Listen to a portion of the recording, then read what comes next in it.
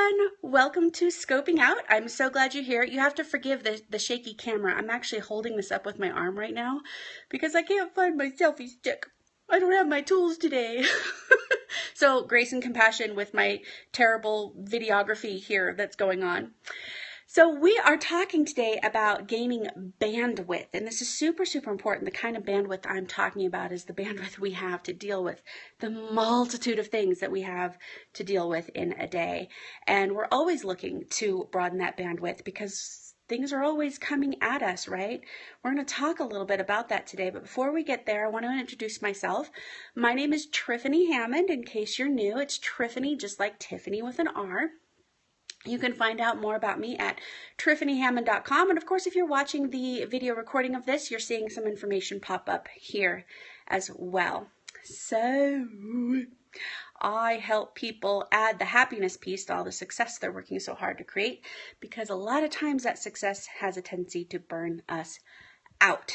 And the reason I do these is because I want you to see how even those of us who are out here developing these tools and helping people work through these things, we go through the same stuff you do. Nobody is immune from the human condition, so nobody's immune from this kind of personal work. And a lot of times it's easier to learn vicariously through someone else's experience. So that's what I'm here for. And I'm so glad that you all are here, those of you who are here live.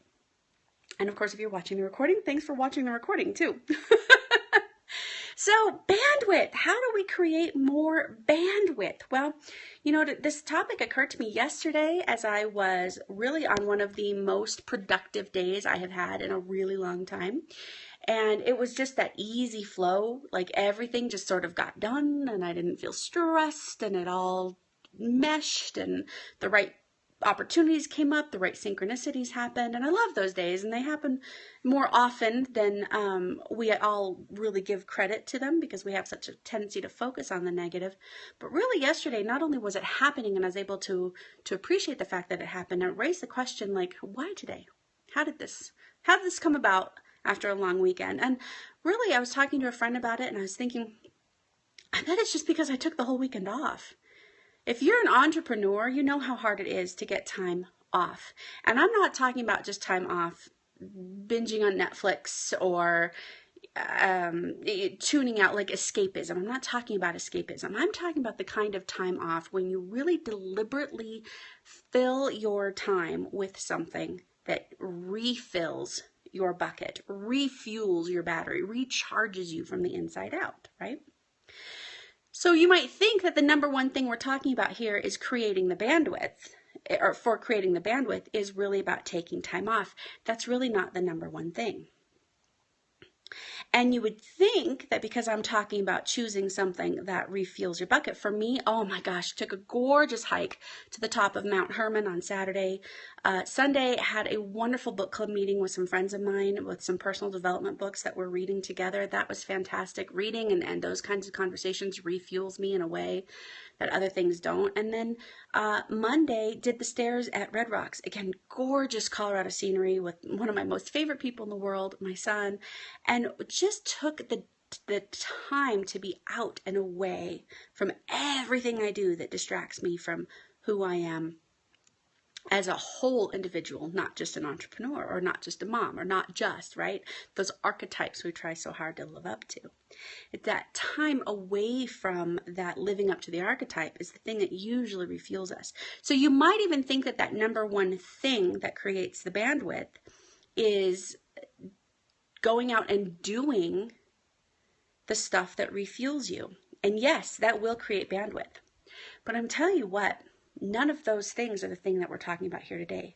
Because one of the things I have found with my clients, and even my own coaches and my friends and my family, is that a lot of people don't even know what those things are. They don't really know what refuels their bucket. They don't really know what charges them on the inside, what feeds their soul. And it's really hard if you don't know what that is, even if you're trying to deliberately take time off, even if you're trying to deliberately get out there and refill your bucket. If you don't know what goes in there, if you don't know what charges you up from the inside out.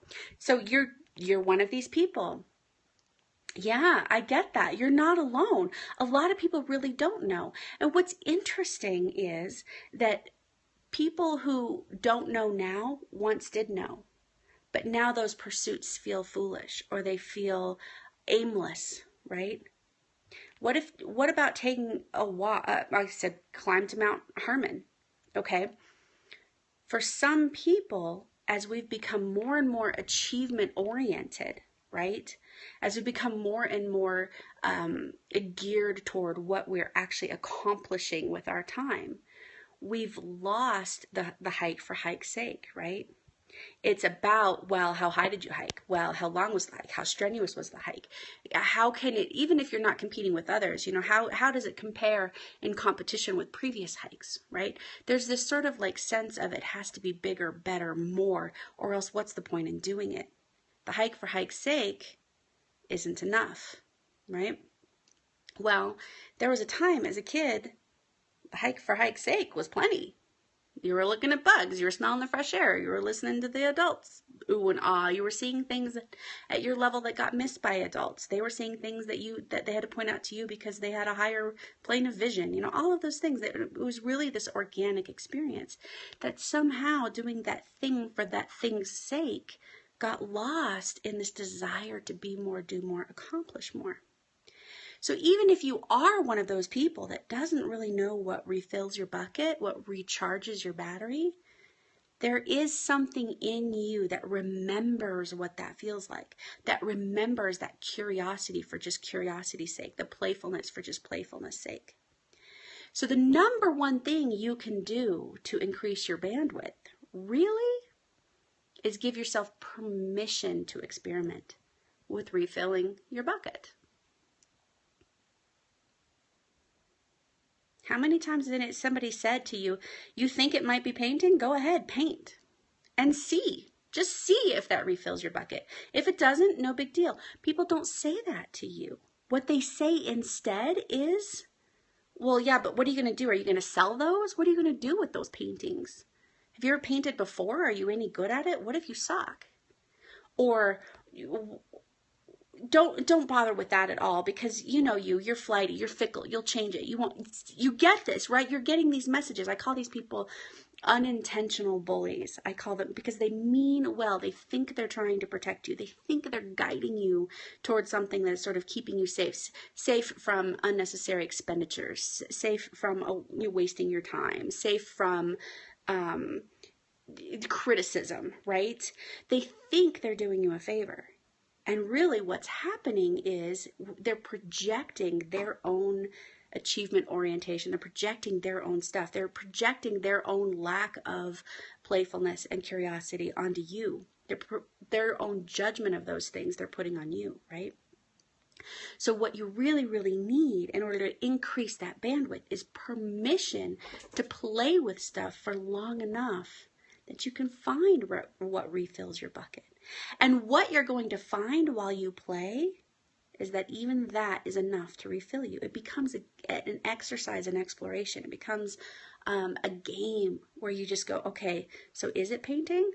What if it's photography? What if, I do this all the time, I use my hikes, I say I'm taking my camera for a walk because I love to play with my photographs. I've never shared them with anybody. I have no desire to sell them. I don't know, maybe someday I will, I don't know. But really, I love looking at taking this little microcosm of my experience and capturing it in a frame. There's something really rewarding for me in that. And I happen to love the fresh air. And I happen to love that sense of my body having worked well during the day, especially having come back from chronic illness the way that I have, right? That's a celebration to me. It's an exercise in gratitude. And because all of those things were available to me this weekend, yesterday was a seamless day. It was easy. And that's not to say that things didn't come up. It's not to say there weren't contingencies. My kids are home for the summer. They have friends over. They last minute want to do this.